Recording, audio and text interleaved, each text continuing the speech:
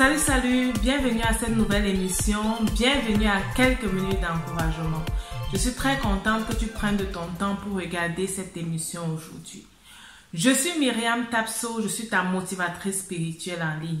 Sur cette chaîne, je partage avec toi les trucs et les astuces qui vont t'aider à vivre une vie épanouie sur cette terre. Une vie épanouie, comme j'aime bien le dire, sur le plan spirituel, sur le plan financier et également sur le plan familial. Dans cette nouvelle série d'encouragement que nous avons commencé à faire déjà durant ce mois de juillet, nous parlons réellement d'entreprendre avec Dieu. Les secrets de la réussite chrétienne pour tous ceux-là qui veulent réellement réussir selon les bases chrétiennes, ceux-là qui veulent réussir sans toutefois se compromettre. Là où je viens, lorsqu'on voit un riche, lorsqu'on voit quelqu'un qui est réellement épanoui financièrement, on a toujours tendance à dire que il a trempé ou elle a trempé. On a toujours tendance à dire que c'est quelqu'un qui a pactisé avec le diable, ok? Mais je suis convaincue et je rencontre également des chrétiens qui réussissent, qui entreprennent et qui ont réellement du succès et qui le font réellement avec la base de la parole de Dieu. Des personnes chrétiennes, je t'ai fait part de l'exemple de la coach Marthe Karine. Je te mets le lien là si tu n'as pas regardé cette vidéo et je t'encourage réellement à regarder cette vidéo. Et davantage, je vais prendre réellement des exemples des personnes que je côtoie ou alors des personnes que j'ai écoutées qui ont fait leur témoignage et qui disent réellement qu'ils sont en train d'entreprendre avec Dieu. Réellement, leur réussite peut nous permettre de comprendre qu'il est possible d'entreprendre avec Dieu, il est possible de réussir. Dans la vidéo d'aujourd'hui, je vais partager avec toi un principe que beaucoup de personnes négligent, beaucoup de chrétiens négligent. Pourtant, c'est réellement un principe de prospérité. Ok, il y a aussi les gens du monde, des gens qui ne connaissent pas Dieu, qui pratiquent très bien ce principe et qui ont du succès. Ok, Dieu dit qu'il fait pleuvoir sur les bons et sur les mauvais. Et lorsque la pluie tombe, lorsque la bénédiction de Dieu tombe sur quelqu'un, que tu sois bon ou que tu sois mauvais, tu dois réellement profiter de cela. Il y a dans les choses que nous pouvons faire qui plaît à Dieu, des choses que nous faisons qui va venir réellement attirer le regard de Dieu dans ce que nous faisons, qui va venir amener la bénédiction de Dieu dans ce que nous faisons. Ça, c'est réellement une histoire fascinante que j'ai commencé à lire ou que j'ai lu au début de cette année parce que je suis réellement entrée dans cette année 2021 avec le désir de réussir, avec le désir de prospérer. J'étais fatiguée, ok, d'être serrée financièrement. J'étais fatiguée de ne pas pouvoir réaliser un besoin ou un désir, une sollicitation parce que j'étais limitée financièrement. Ce n'est pas que je réalise toutes les sollicitations ou bien que je dois répondre à tous les besoins, ok? Non, mais réellement, il y avait certains besoins, tu vas avoir certaines sollicitations où tu te rends vraiment compte que ça c'est pour une bonne cause, mais parce qu'il n'y a pas de moyens financiers, on ne peut pas réaliser cela. Et moi, ça m'a réellement frustrée, moi, ça m'a réellement écœurée. Et j'ai décidé réellement de réussir. Ça, c'est réellement mon objectif. Être millionnaire avec Dieu. Pratiquer réellement les principes bibliques pour réussir et être réellement épanoui financièrement. Donc, je vais partager avec toi quelque chose que j'ai commencé à lire réellement au début de cette année et qui a changé ma façon de voir, qui m'a aider à comprendre en fait qu'il y a certaines choses que tu dois faire qui plaisent réellement à Dieu. Il y a ces choses également, je le pratiquais mais je n'étais pas toujours consciente de que je dois le faire, ok? C'est quelque chose que je pouvais faire de temps en temps, selon mes moyens ou bien selon les désirs de mon cœur, ok? Mais j'ai réellement compris que c'est quelque chose que je dois prendre aussi et même que je dois accorder la priorité à cette chose. Nous allons aller dans la Bible, c'est l'histoire d'Abraham. Je t'encourage à lire cette histoire. Si tu as déjà lu, je t'encourage à relire l'histoire et je vais partager avec toi réellement ce point-là où Dieu a attiré mon attention. La vidéo d'aujourd'hui ne pourra pas suffire pour aller peut-être dans le détail de tout ce qui s'est passé dans la vie d'Abraham et comment Dieu l'a sorti de là, ok? On pourra aller, oui, je te promets, de continuer avec cette série, parler davantage d'Abraham, mais nous allons réellement nous dirigé vers ces principes-là que Abraham a appliqués et qui a réellement attiré mon attention. L'histoire d'Abraham, tu vas le trouver dans la Bible, dans le livre de Genèse, oui, de Genèse 12 à Genèse 25. Tu peux déjà commencer à lire cette histoire et à noter pour toi ce que Dieu te dit. Mais lorsque j'ai lu cette histoire, je me suis dit, c'est réellement une histoire passionnante. C'est réellement une histoire qui doit être partagée et qui doit réellement être comprise. Alors déjà au verset 12, nous allons nous arrêter là aujourd'hui, ok? Qu'est-ce qui se passe? La Bible nous parle de Abraham. Abraham, c'est un homme que Dieu décide de choisir, ok? Dans sa génération, Dieu décide de le prendre, de le retirer de la maison familiale, de la maison de son père et lui promet une nouvelle terre. Moi, je crois que si Dieu vient déjà parler à Abraham à l'époque, c'est parce que Abraham pouvait entendre la voix de Dieu et pouvait réellement comprendre que ça c'est Dieu qui m'appelle, je vais suivre cette vision que j'ai, je vais suivre ce désir de mon cœur que j'ai, aller dans une autre terre, ok? Et c'est pareil peut-être pour l'entrepreneuriat, tu as réellement ce grand désir que Dieu a mis en toi, il te dit, ok, il va falloir que tu réalises telle chose, que tu réalises telle vision.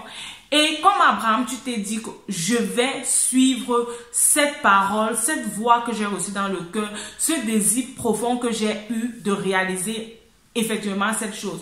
Je vais suivre cela.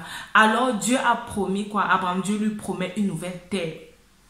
Et au verset 7, Abraham, excusez-moi, je dis toujours Abraham, mais au départ il s'appelait Abraham. Abraham arrive dans cette terre et Dieu lui dit, voici la terre que je vais te donner et je vais donner à ta descendance. Ce qui a attiré mon attention, c'est que Abraham pratique ce principe biblique.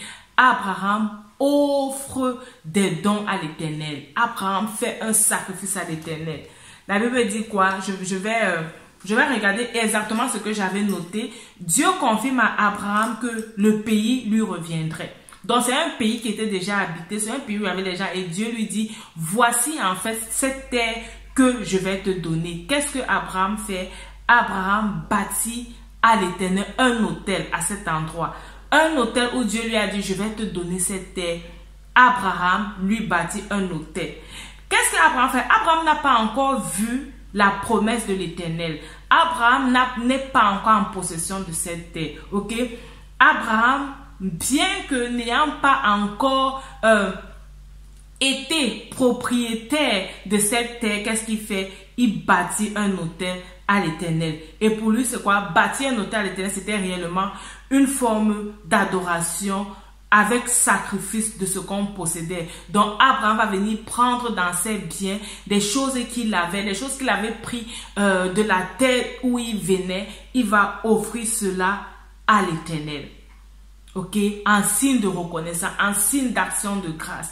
Nous sommes chrétiens, mais nous n'aimons pas donner. Lorsqu'on va parler à un chrétien de donner, lorsqu'on va dire même donne la dîme, fais les offrandes, ils vont commencer à dire, oh, ça c'est l'ancien alliance, ça c'est l'ancien temps, Jésus est venu, on n'a plus besoin de faire ça, on n'a plus besoin. Non, ça ce sont les principes bibliques, le principe de donner. Quand tu donnes, tu reçois, ok, et tu peux réellement donner à Dieu en signe d'action de grâce.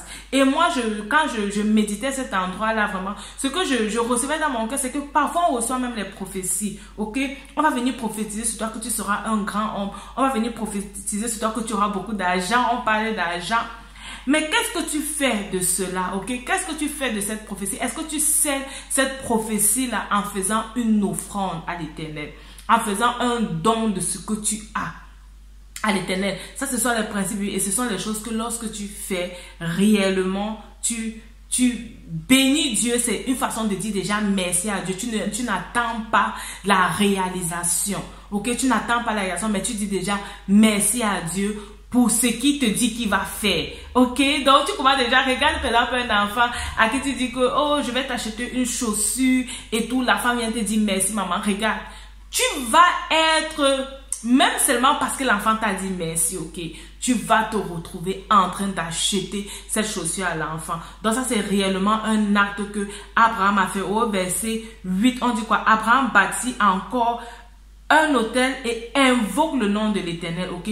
Il prend possession des lieux et invoque la présence de Dieu dans le lieu avant de s'y installer. Ça, c'est réellement ce que j'ai noté. Je t'encourage à lire pour comprendre, ok? Je pourrais même te mettre la référence, oui, je vais te mettre la référence de chaque verset. Et ce que je te dis ici, c'est réellement ce que j'ai pu, par l'aide de Dieu, puiser de ce verset-là. Donc, je t'encourage, ça c'est réellement un principe que si tu pratiques, tu vas voir la main de Dieu. Avec ton argent, ou avec ton don, tu vas ouvrir les portes qui étaient fermées au devant de toi. Lorsqu'on t'a donné une parole, lorsqu'on a déclaré quelque chose dans ta vie, lorsqu'on t'a béni, ok? Lorsque ton pasteur te bénit, tu vas dans une église, on te bénit. Apprends également à relâcher, ok, à faire une offrande, réellement une offrande pour dire je prends possession de ce que tu viens de dire. Ça c'est quelque chose que moi je ne pratiquais pas forcément parce que je me disais que non, oh Dieu nous bénit, c'est bon, est-ce qu'on a forcément besoin de remettre quelque chose à Dieu en signe de reconnaissance? Non. Si tu t'attends à quelque chose et que Dieu te dit réellement que je vais te donner cette chose, je t'encourage à relâcher également, à donner une bénédiction à Dieu en signe de reconnaissance, ok, en signe d'action de grâce. Donc je te partage ça, c'est quelque chose que lorsque tu vas commencer à appliquer, toi-même tu vas voir comment la bénédiction de Dieu va continuer à se déverser dans ta vie et même ce problème financier va se résoudre, ok. Je vais m'arrêter là, on va continuer avec l'histoire d'Abraham. Aussi, lorsqu'on dit de donner, la question aussi qui me vient à cœur, c'est comment reconnaître une bonne terre. Ok, Abraham, ça c'était sa terre. Dieu lui a dit que c'est sa terre. Et dans cette terre, réellement, il a bâti un autel à Dieu. Mais comment est-ce que tu dois faire pour reconnaître réellement que voici une bonne terre? Voici où je vais dresser mon autel. Voici où je vais réellement bénir Dieu en signe de reconnaissance. On parlera de ça dans une autre vidéo, toujours dans cette série. Je t'encourage réellement à t'abonner si tu ne veux pas manquer, surtout si tu veux réussir dans ton entreprise avec les principes bibliques. Je t'encourage à t'abonner et à cliquer sur la cloche de notification pour être informé lorsque je vais faire une nouvelle vidéo. Nous aurons comme ça aussi les exemples dans la Bible et aussi les exemples des personnes que je rencontre ou dont je lis les histoires qui sont réellement en train de réussir avec Dieu. Ceci dans le but réellement de nous encourager à rêver grand, à voir grand et à savoir que c'est possible avec Dieu. Ok, c'est possible avec Dieu. Tu n'as pas besoin de te compromettre si tu aspires à la richesse, ok? Rappelle-toi, ta vie c'est un don de Dieu et la façon dont tu la vis c'est un don que tu fais à Dieu. Que Dieu te bénisse et on se dit à la prochaine. Je poste les lundis, les mercredis et les vendredis à 17h45. Donc, abonne-toi et que Dieu te bénisse. Bye bye.